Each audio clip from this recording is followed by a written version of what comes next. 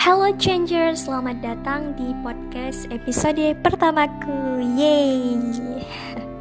Jadi kalian pasti udah pada tahu kan, pada podcast kali ini aku tuh bakalan ngebahas tentang apa. Nah, sesuai dengan judul, aku akan membahas tentang rasa takut.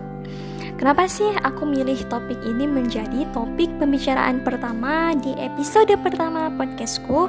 Karena pada dasarnya plan untuk membuat podcast ini sudah aku rencanakan beberapa tahun yang lalu, tapi karena aku merasa takut ditolak, takut yang aku bicarakan itu adalah hal-hal sepele yang mungkin orang udah pada tahu, dan aku takut nggak dihargai gitu ya, nggak karyanya aku ataupun pembicaraan aku itu tidak bisa memberikan faedah bagi orang banyak, sehingga aku menundanya. Dan baru kali inilah setelah mengumpulkan banyak sekali keberanian, aku memulai untuk membuat podcast pertamaku. Untuk teman-teman yang mungkin merasa suka mendengarkannya, bisa di-subscribe ataupun di-share kepada teman-temannya. Terima kasih. Nah, teman-teman, pernah gak sih kalian itu membatalkan niat kalian seperti aku untuk melakukan sesuatu cuma karena rasa takut? Takut ditolak, takut dijudge, ataupun mungkin takut ide kalian itu gak dihargai. Ataupun mungkin ketika kalian melakukan hal-hal ekstrim ataupun nonton hal-hal yang horor gitu ya, tiba-tiba kalian merasa takut, merasa seperti hal-hal mistis itu ada di sekitar kalian. Pernah gak sih? Pasti, ya kan? Karena setiap dari kita itu memiliki rasa takut. Tapi sebenarnya, pada tahu gak sih kalau takut itu adalah perilaku adaptif? Maksudnya, takut itu adalah sebuah perilaku dari kita untuk menyesuaikan diri kita dengan lingkungan kita. Karena ketika kita merasa takut, tubuh kita itu berusaha untuk mengidentifikasi adanya ancaman gitu. Makanya nih, kita ngelihat peradaban-peradaban manusia, itu kenapa sih mereka bisa punya rumah, bisa punya bangunan seperti sekarang? Karena dulunya itu mereka merasa takut dari ancaman alam liar seperti binatang buas gitu, ya kan? Nah, jadi sebenarnya takut itu nggak melulu negatif ya.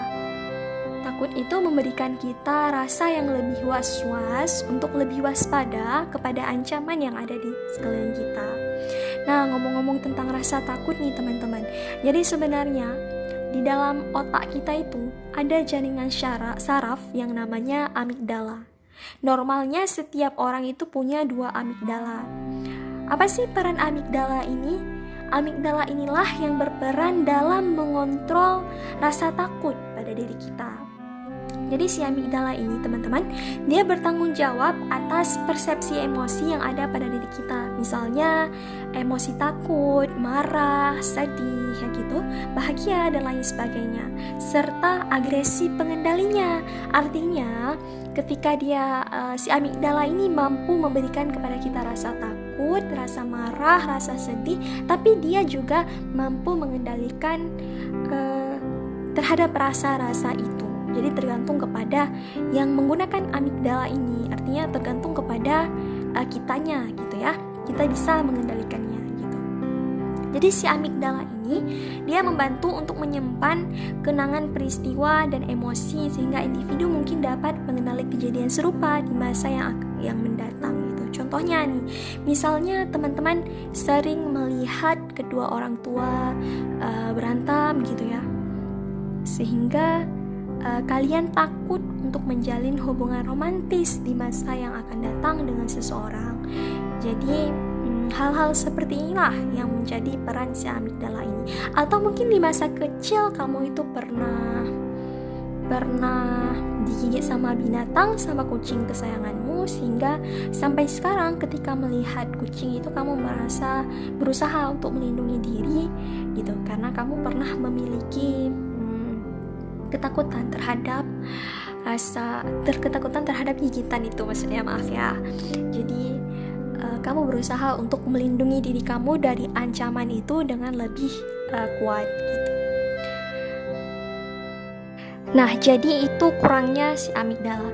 Ketika kamu mensugesti diri kamu, jangan ngelakuin ini. Kamu emang gak takut nanti orang bakalan nganggap, ya apaan sih, Inora banget, segala macam. Nah, si amigdala ini, dia bakalan menjadi supporter pertama ya. Yuk, terus gitu. Jadi apa yang kita sugesti, negatif sugesti kepada diri kita itu bakalan dibantu nih sama si amigdala.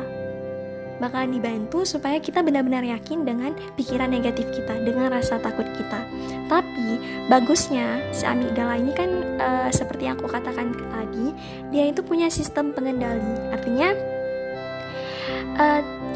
jika kamu mensugesti diri kamu dengan hal yang menakutkan, hal yang negatif, dia akan menjadi supporter pertama. Tapi ketika kamu berusaha untuk mensugesti diri kamu dengan hal yang positif, melawan rasa takut kamu, si amigdala ini juga bakalan ngebantu untuk mengendalikan rasa takut kamu ini. Nah, itu dia. Jadi tidak melulu si amigdala ini negatif gitu ya. Kok aku kayak puitis banget gitu ya. Karena sebenarnya setiap sisi itu nggak cuma negatif, ada hal positifnya pasti. Alright. Jadi gimana sih caranya untuk menghilangkan rasa takut? Sebenarnya takut itu yang perlu ditekankan, rasa takut itu nggak bisa hilang ya teman-teman. Contohnya nih, kamu takut dirampok. Kamu tahu jalan itu banyak perampoknya. Kamu takut dirampok. Nah, caranya ya jangan ngelewatin tempat-tempat yang rawan itu sendirian. Kan gitu. Artinya di lain sisi, misalnya kamu takut kepada Tuhan, sehingga kamu itu gak seenak jidat ngelakuin maksiat gitu. Jadi rasa takut ini gak bisa hilang gitu ya. Rasa takut ini tidak bisa hilang, tapi bisa dicegah. Rasa takut ini tidak bisa hilang, tapi bisa dikendalikan. Nah, contohnya, kalian insecure nih, takut pasangan kalian diambil orang, takut diselingkuhin. Nah, kalian pasti bisa mengendalikan hal ini dengan mensugesti diri kalian tentang hal-hal positif yang kalian punya gitu. Kalian bisa mencari tahu kenapa sih kalian takut pasangan kalian diambil orang, ataupun takut pasangan kalian selingkuh. Jangan-jangan kalian merasa bahwa diri kalian itu gak ada gunanya, atau kalian merasa diri kalian itu rendah, tidak cantik, dan lain sebagainya. Sehingga hal positif yang harus kalian lakukan adalah kalian harus bisa mengendalikan rasa takut yang kalian punya itu dengan meningkatkan kualitas diri kalian, atau tidak perlu membandingkannya dengan orang lain gitu. Atau misalnya contohnya ya, aku baru-baru ini ngemulai bisnis gitu, bukan bisnis sih, usaha gitu ya. Nah, pernah takut nggak bisa sukses di usia 20 tahun ini, aku mulai mikir tentang masa depan aku. Lebih kepada memikirkan aku mau jadi apa sih ke depannya, takut kalau nggak sukses gitu. Nah, bagi kalian yang punya rasa takut nggak sukses, takut melangkah, takut maju, takut kalah gitu ya, kendalikan dengan memperluas wawasan kalian. Karena seseorang yang isi kepalanya itu penuh, wawasannya itu luas, dia bakalan merasa percaya diri gitu dengan diri dia sendiri. Nah, atau mungkin takut berbisnis gitu karena takut gulung tikar. Nah, jika demikian, cari tahu dong gimana cara berdagang yang sukses biar gak bangkrut, pelajari langkah-langkahnya. Kan seharusnya itu yang kita lakukan. Yakin kalau berani itu bukan berarti kamu melakukan apa saja tanpa rasa takut. Berani itu kayak mampu mengendalikan rasa takut supaya rasa takut itu gak merusak diri kita. Itu baru berani, teman-teman. Berani bukan yang asal bacot. Aku juga ngebacot sih, tapi insya Allah bacot berfaedah, ya kan? Atau berani adu kuat gitu. Jadi berani itu kamu bersedia meningkatkan kualitas diri kamu untuk mengalahkan rasa takutmu. Berani mencoba, berani gagal, berani kalah gitu. Dan selamat menjadi pemberani. Jadi pada dasarnya takut itu tidak bisa dihilangkan, tapi bisa dikendalikan. Oke? Dan bagi teman-teman yang sekarang mungkin masih punya rasa takut untuk melangkah dan segala macam, coba untuk mensugesti diri, karena si amigdala itu tidak hanya menerima sugesti negatif, tapi juga dia menerima sugesti positif pada diri kita. Nah, sharingnya sedikit, kalau tips dari aku itu, kalau aku punya rasa takut, biasanya aku bakalan ngobrol nih di depan kaca. Misalnya aku punya presentasi besok, itu yang belum pernah aku lakukan sebelumnya di event tertentu seperti itu.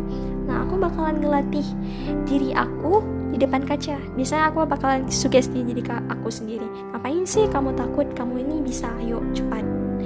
Atau ketika aku lagi sedih nangis depan kaca, aku bakalan sugesti diri. Ngapain sih harus nangis? Kan jadi jelek segala macam. Jadi sugesti diri itu penting ya teman-teman untuk mengendalikan rasa takut kita, karena rasa takut bisa dikendalikan. Oke? Jadi selamat mencoba. Semoga yang aku bicarakan ini berfaedah dan bermanfaat bagi orang-orang yang mendengarkannya. Dan jika kamu suka, silahkan di komen apa yang enak dibahas ke depannya. Silahkan dikasih saran. Oke? Bye.